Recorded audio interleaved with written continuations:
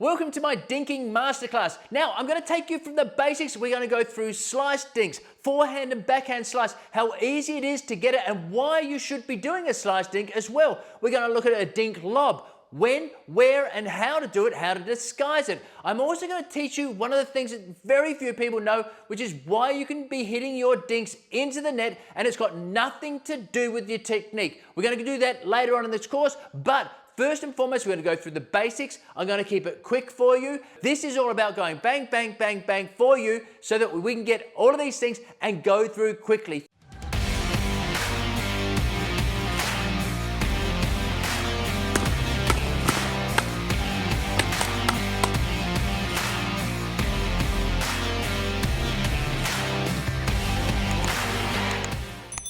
Right, now, first and foremost, I say I'm going to go through all of these different things for you.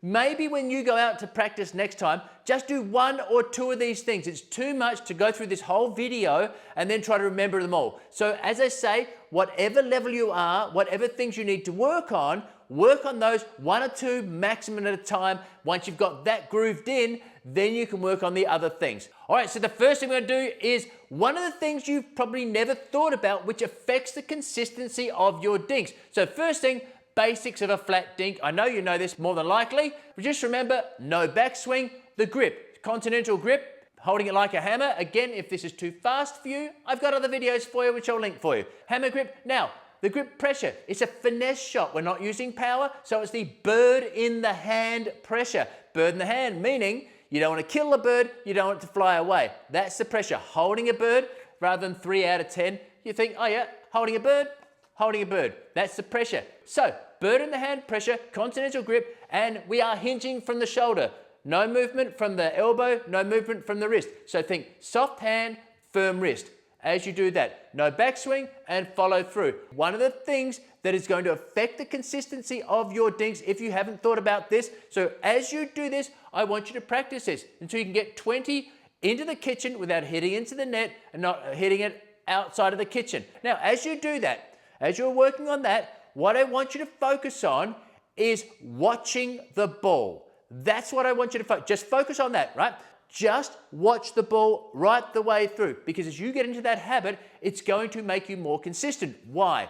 Because you're hitting it in the sweet spot. Because if you hit it on the outside, you're outside of the sweet spot, and that's going to affect how far it goes. Because the sweet spot, when it's called the sweet spot, because it has a certain distance it's going to go, hitting it into the middle. Now, so your technique, this is the whole point, your technique can be absolutely beautiful. I'm doing this, but why am I hitting them into the net or popping them up? Because very often you're missing the sweet spot, you're hitting it out here, and it won't go as far. So you do everything perfectly here, but because you don't hit it in the middle of the paddle, then it misses the sweet spot and goes into the net. Or likewise, you keep hitting it on the outside, then suddenly you hit it in the sweet spot and it pops up. Next time you go out, get that technique, you've got those sorts of things, right? Continental grip, bird in the hand, hinging at the shoulder, no movement at the wrist, soft hands, firm wrist. As you go through like that, following through, don't stab at it. You want to push or guide the ball, not hit, and just think, I'm going to watch that ball every time, so that gets you consistent with your flat dinks. Do 20 of those, and then we look at next point, which is your footwork. Footwork, you might think, yeah, footwork, yeah, whatever. Footwork is incredibly important, because if you don't get the right footwork, you've got to think feet first, paddle second. Why is that? Because if you don't have good footwork, you're going to be reaching out, popping them up, putting them into the net, because you're going to be off balance, or you've been reaching, or you've got it in front of you. This makes a massive difference, I promise you, by having good footwork. Right, you don't want to be dancing around like this, lots of steps like this. This is going to be tripping over, all of these sorts of things. You want to just be in this position, centered, and then basically you can get the vast majority of the court on your side in doubles here, across the court with one step. That's what you want to try and do without reaching too far and without going too far out that you have to push off and it's uncomfortable, especially if you've got knee problems or hip problems. Now, if it's further out, you might want to make 2 steps. So you a side step and then do it, side step and then do it, okay? But that's what you want to focus on, minimalizing the amount of steps. Every now and again, when it's further out, you might have to cross over your leg to step out because it's further out. So a side step is not far enough. So you're going to have to take a step from your other foot and then go out, but then come back. Footwork is going to elevate your dinking enormously. Now let's look at a slice dink. You can start doing slice dinks from that. It's very simple to do. Why would we do a slice dink, you ask me? Because a slice dink is putting backspin on that ball, and as you do that, it will keep it, if you hit it slightly up, it will then, like if you just hit a nice little high trajectory just over the net, it's going to backspin and hold its position short rather than doing a flat dink, which comes down and goes further on. So if you think of that, comes down, a flat dink goes off like that, your backspin comes up, boom, like that. So it's going to get the person to reach out more and have to pop it up. So that's if you just make it float a little bit. But the other thing, if you start to carve it and get a nice low slice dink, then it's going to stay low. So think of that cross-court dink, goes over the net and stays low, spinning, backspinning, so it makes it much harder for your opponent. So how do you do that? Flat dink, you're simply having your hand just like this, like a sort of a shovel type thing. Now what we're going to do is simply cock your wrist up. So you're going to have to use your legs in this.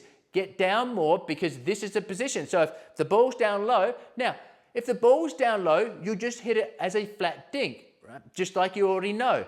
But when the ball's up a little bit higher, you can just cock that wrist like that, and then you're going to carve through. So the motion is carving through like that. It's not a chopping motion. So you don't want to chop like this. Same with your backhand. Just think, you're cocking your wrist up like this.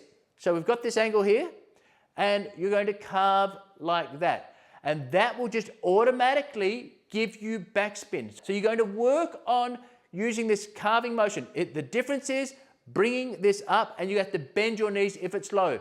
Again, if it's too low, drop that back down, back to your flat dink. Now let's look at having a dink lob. A dink lob. So many people don't even think about using this, but you've got to use this wisely. It's really important when you throw in these lobs as to where you're going to hit it, when you're going to hit it, and how you're going to hit it. Firstly, when are you going to hit it? Well, especially if you see those people forward in their position, they're ready for this. It's the last thing, because their weight's forward, they're forward waiting for this dink, and it goes over there, sailing over their head.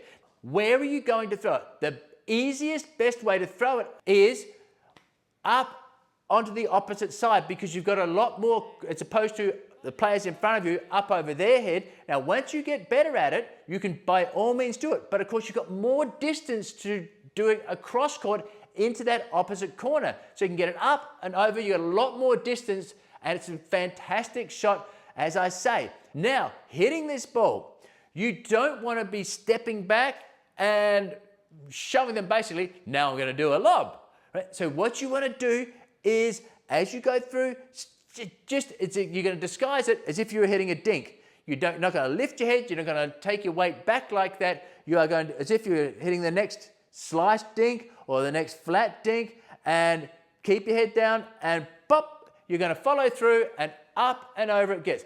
Okay, so now you know how to do all of these things, your lobs, your slice, your flat dinks. Now, let's talk strategy. Where are you going to hit the ball so that you can win points? Now, here's one of the things that's really, really important for you. Strategy, where are you going to hit it? Well, the center of the net is 34 inches in height. The outsides are 36 inches. So you've got a 2-inch buffer in the center. Plus, you've got more space if you're going across court to go across the kitchen. So what do you want to do? As you start, don't try and hit it up and over in front of your partner there. Keep going into that lower area at the center of the net, and of course you've got much more space. It's only 7-foot depth from the net to their kitchen line. You've got so much more area to play with. Go across the low point of the net, into the center, and keep going back. Now, 60 to 80% at the net when it comes to dinks and beginners or intermediates are mistakes made. In other words, all you need to do is keep getting those back in, and they're likely to make 6 to 8 out of 10 times, they're going to make the mistake. They're going to pop it up, they're going to hit it out, they're going to hit it into the net. So just play not to lose. That's one of the most important things. So now that you've got your technique, you've got your footwork, all of these sorts of things, is just get it back in. And the best way to get it back in is risk versus reward. Go for the low risk, go back into the center. Now, you can push them out wide as you get better. Push them out wide, then push them into the center, but you're still going over the center of the net. They will make the mistakes time and time again, and you will not, and you will win point after point after point, game after game. All right, so here's one of those things that, again, you do great in the warm-up, you're talking about the weekend, how was your day, this sort of thing, and you're dinking like an absolute pro. However, when it comes to the game, all that goes out the window, doesn't it? It's going, oh, now I'm popping them up, now I'm hitting them into the net. What is going wrong? Here's what's going wrong. Well, when you were doing your dinks there, there's no pressure. You just go, yeah, had a great day today. No pressure at all. Suddenly you're 7-8 and you've got pressure. You've got people in front of you at the net that are wanting to pound this ball right at you or right away from you. So what happens is this, tension. The thing is, we know we've already burdened the hand. Your burden the hand gets crushed. How do you counteract that? How do we stop this? Because what's going to happen is you get tense here, you get tense here, and then it's a tense shot and it's going to pop up because you forget all the basics, you forget to look at the ball, you forget your footwork, or even if you do remember that, because you've now got a firm grip, it's going to pop up because a soft grip is going to give you more feel. But you say, well, that's easier said than done, Mark. In the pressure of the moment, how do I keep it nice and burden the hand grip? Okay, here's what you want to do. When you go practicing, or even if you don't practice, in the warm-up, what I want you to do, because we're going to give your body muscle memory. So when it comes to crunch time, then you're not going to have to think about this. You can just think about looking at the ball. Squeeze it really tight. Do your dinks like that. Say do 10 dinks like that. And then burden the hand grip. And now do it. Alternate between squeezing tight, hitting the balls, and then burden the hand grip, hitting the balls. 10 repetitions. Squeezing tight, burden the hand. And what that's going to do, your body will get muscle memory so that when you're doing that, it's going to go, that's tight. And you will also notice it will be conscious because you don't know when you're squeezing tight at the moment. But when you know that feeling, you go, oh my God, I squeezed really tight there. And that's why I went into the net, or that's why I popped it up, because you'll start to feel the difference. Do that in the warm-up, or if you go out and practice, just do that dinking. Squeeze tight, burden the hand. Squeeze tight, 10 of them, 10 of each. Just keep doing that, repeating that. Your body will remember exactly what it needs to do, just like riding a bike. It'll be automated in your system, so you will never have to think about grip pressure again, because your body will go, no, that's the grip pressure we need for dinking. It'll be done. It's automated. Okay, and finally, as I promised, this is one of the things that will make you hit the balls into the net, because if I ask you this right now, why do you hit them into the net? You've got your technique, you've done all of these things, but why do you hit them into the net? What is the thing you're trying to avoid? You're trying to avoid popping them up, okay? You don't want to hit them too high and too long, do you? Because you pop them up and then they're going to smack them at you or away from you for a winner. It's psychological, isn't it? When there's a pop-up, then it's over immediately, or if you're lucky, 2 or 3 shots at best. So he hits it, she hits it, and you might get it back and then they hit it again and it's out. Very few times are there, like you see the pros, they're going bang, bang, bang, bang, hand battles. We don't have hand battles as such. Every now and again, there might be 6 to 8. It's fantastic. That's something you talk in the clubhouse afterward. Maybe there's 10, maybe there's 12, but it's not common like the pros are. They're doing it all the time. There's a speed up and then bang, bang, bang, bang, bang. They're not afraid of the pop-up. And remember, they've got guys right out there hanging out over the kitchen. Remember, we're not hanging over the vast majority are just standing there waiting in the ready position. You've seen it. They're out waiting for the slightest mistake, and like a viper to strike, they are bang like that. What do?